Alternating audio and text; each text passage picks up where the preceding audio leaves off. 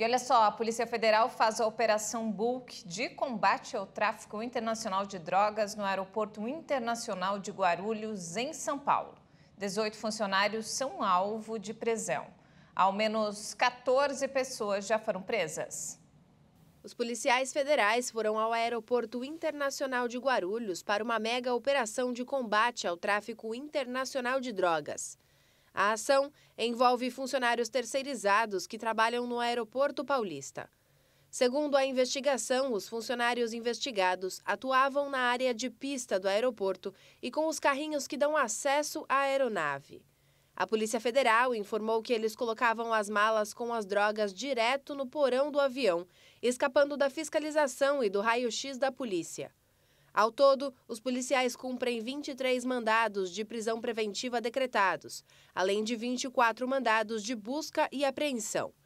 Desse total, pelo menos 18 pessoas alvo de prisão trabalham no aeroporto.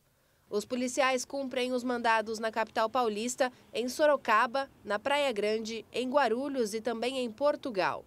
Também são alvo da operação os 2 principais traficantes de drogas que aliciavam funcionários e chefiavam o envio de drogas do Brasil para a Europa por meio do terminal. Os 2 principais alvos são traficantes ligados à facção criminosa paulista Primeiro Comando da Capital, o PCC, e eram monitorados pela Delegacia de Repressão a Entorpecentes da Polícia Federal.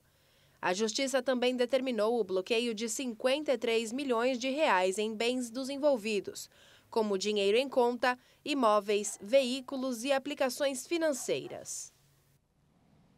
O preço médio da gasolina caiu R$ 1,32 em um mês. A informação é de um levantamento feito pela Agência Nacional do Petróleo e Biocombustíveis, a ANP, em postos de todo o país.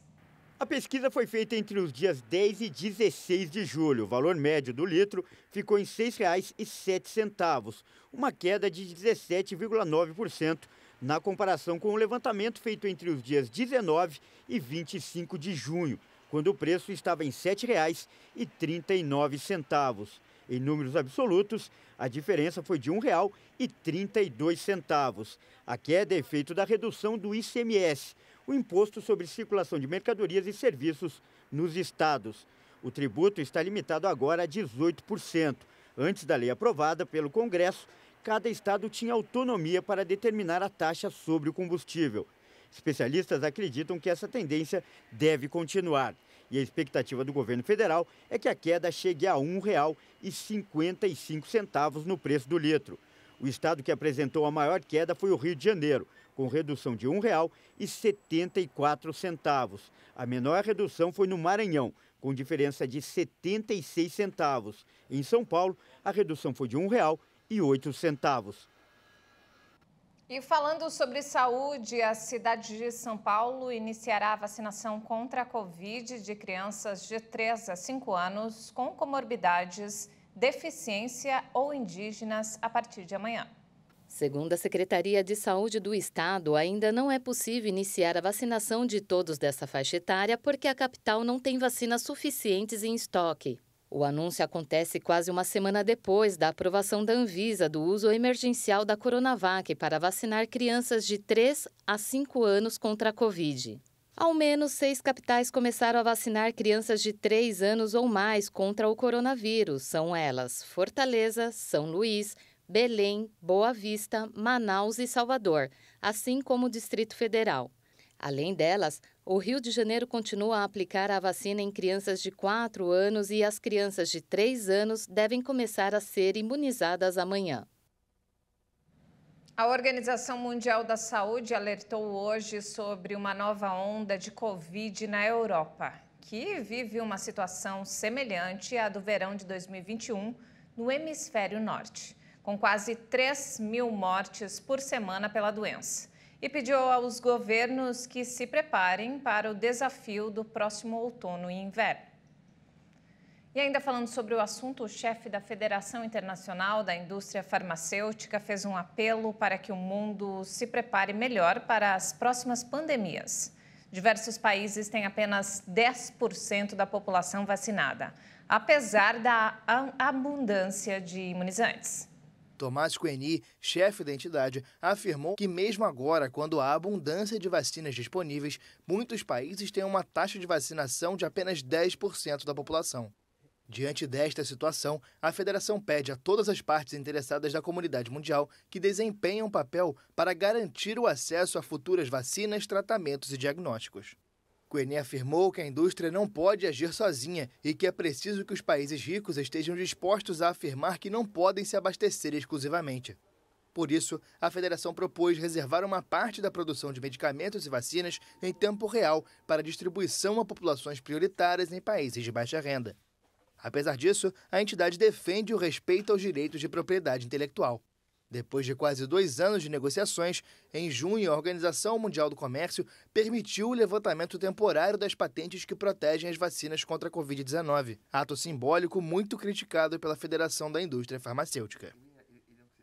O presidente da Rússia, Vladimir Putin, chegou hoje em Teherã para se reunir com os chefes de Estado da Turquia e do Irã. A reunião tem como foco estreitar o laço entre os 3 países.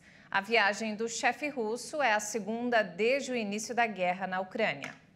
Os 3 devem ter conversas centradas principalmente no conflito na Síria, mas também sobre a guerra na Ucrânia e os impactos na economia mundial. A televisão estatal mostrou imagens da chegada de Putin à capital do Irã, palco de sua segunda viagem internacional desde o começo da ofensiva russa na Ucrânia em 24 de fevereiro. O encontro dos líderes dos 3 países acontece depois da visita do presidente americano Joe Biden ao Oriente Médio. O democrata esteve em Israel e na Arábia Saudita, 2 países hostis ao Irã. A cúpula será centrada na Síria, onde Rússia, Turquia e Irã são atores principais na guerra que assola o país desde 2011. À medida que o Ocidente impõe sanções à Rússia, Putin procura reforçar os laços com os iranianos, alvo de severas sanções dos Estados Unidos e potencial parceiro militar e comercial. E antes de encerrar, olha só, a onda de calor extremo deixou boa parte do hemisfério norte em alerta. O Reino Unido teve a noite mais quente da história. O Serviço Nacional de Meteorologia do país, o Met Office, confirmou que esse foi o maior pico de calor desde o início das medições. A temperatura de 40,2 graus foi registrada por volta da 1h da tarde no aeroporto de Heathrow. E o recorde ainda pode ser batido novamente, já que ao longo do dia as temperaturas ainda devem subir. Mais cedo, os termômetros já haviam registrado a maior temperatura até então, com o registro de 39,1 graus na cidade de Charlwood, no sul. Antes das temperaturas de hoje, o recorde antigo no Reino Unido era de 38,7 graus Celsius, alcançado em 2019, quando a Europa também enfrentou uma onda de calor, embora menos intensa que a deste ano. Por conta disso, o governo local emitiu um alerta vermelho para o calor, o que significa que há um risco potencial de morte. Segundo meteorologistas, a atual onda de calor pode antecipar em 28 anos uma previsão feita para o Reino Unido. A estimativa dos britânicos era de que só em 2050 o verão teria temperaturas acima de 40 graus. E não temos mais tempo, essa edição fica por aqui e obrigado pela companhia. E você acompanha imagens da nossa câmera localizada na Praça da República em São Paulo. O dia está muito bonito por aqui. Obrigada, gente!